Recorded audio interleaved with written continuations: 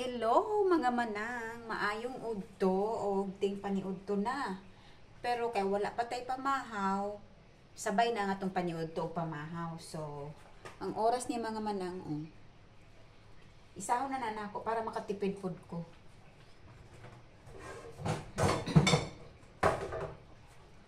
So, ang atong lutuon karon, perming noodles. Silingan na akong UTI diri nga side.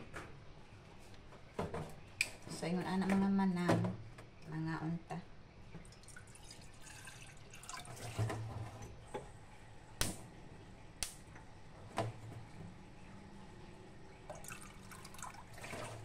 Okay. Actually, mga manang, ako i-share sa inyo nga.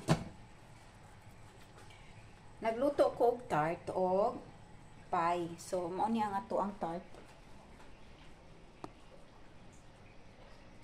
Unya nga to ang pie, duha ra ka buok. So, pero dili man gud ko mahilig. Dili ko mahilig og mga dessert. Di ko mahilig og mga cake.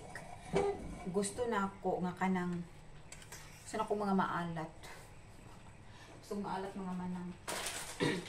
So, unya nga akong bana, may mukhaon anang tart no.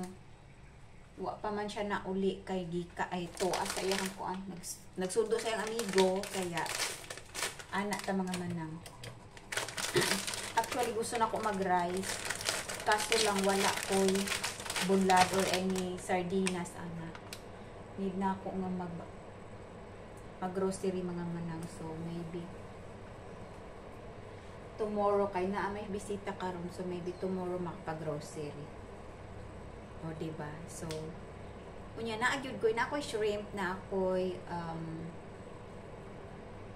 na ako'y mussels, mga shells. Kaso lang kung magluto manggod ko diri sa sulod, mga moy siya nya. Syempre na atay bisita murag dili siya kaayo sa aqua ha.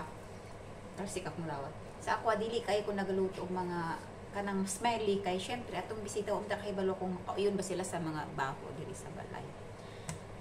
So ana lang mga manang maglikay lang tano kay syempre naman tay bisita not all the time na tay bisita kaya okay ra nang ingon ana. So pwede kaya na ako siya pataason o maibot na kaya ni siya. Wala jud ko kasabot sa ako ang tripod mga manang. Nya mo na apil mo kalibog sa ako ang tripod ha.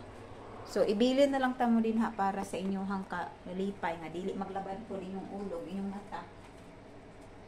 Kay daghan na unya ta maglabad ang ulo, maglabad pa ang mata. Gutom pa naman kaayo. So, mao na ang ato ang kuan.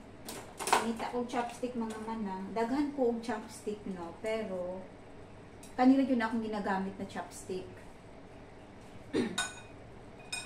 Ay! Ana siya mga manang. So, ako kahibalo unsa na poy. So kay sudaanon ani unyang hapon. Nagpasta mi kagabi pero hindi ko nga talaga alam kung anong lutuin ko. Nag-sausage na lang siguro ko niyang hapon mga manang. Dali banta sa fridge na mo diri. Kaning fridge na mo nga nagkagubot yun siya kaayo. Tak. Yan na siya kagubot mga manang. Ay! Presenting. Ang ano ni, ang drawing sa akong anak. Katong nagbakasyon siya diri, mo ni ang drawing. Nga, gidikit sa akong bana. So, naaday kay sausage nga na pa, itanggal na ako siya sa freezer mga manang kay. Wala na ko, dili ko naga-defrost nga kanang bitaw ka na madalian na defrost. Naga-defrost ko mga 2 days before na mo kaunon. Inatanggal na ako siya sa ref. Tapos, diba mo niya to? Dili tayo ko favor pero daghan man kong napalit. So, tayo mahini. Kailangan na po doon. Dili ka maglabay o mga pagkaon kay. Isod kaayo mangita og kwarta mga manang. Isod kaayo buohon ang 1,000. Murag daghan siya og sabaw mga manang.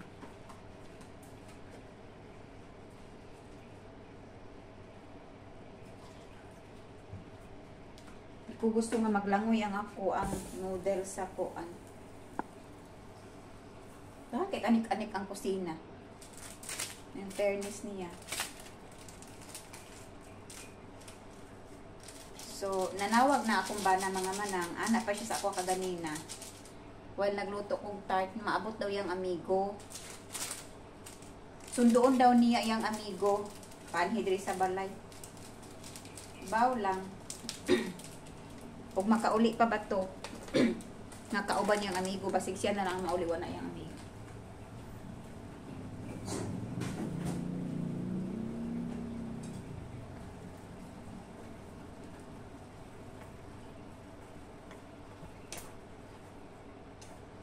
Daghan na po day kay niya akong sabaw mga manang. Ay, naunsa naman yung pagkaluto. Katong ni Agi. Gamay ra kaayo ang sabaw mo. Itong sobra po siya ka. Basta kulang yun siya sa lasa. Nahirag yun itong mga uban akong mga nakaunaan. So, hapit na siya maluto mga manang.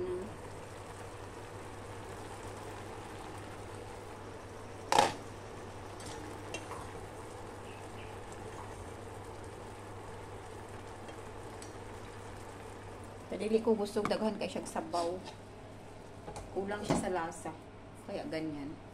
So, see you later kay mga unta, okay?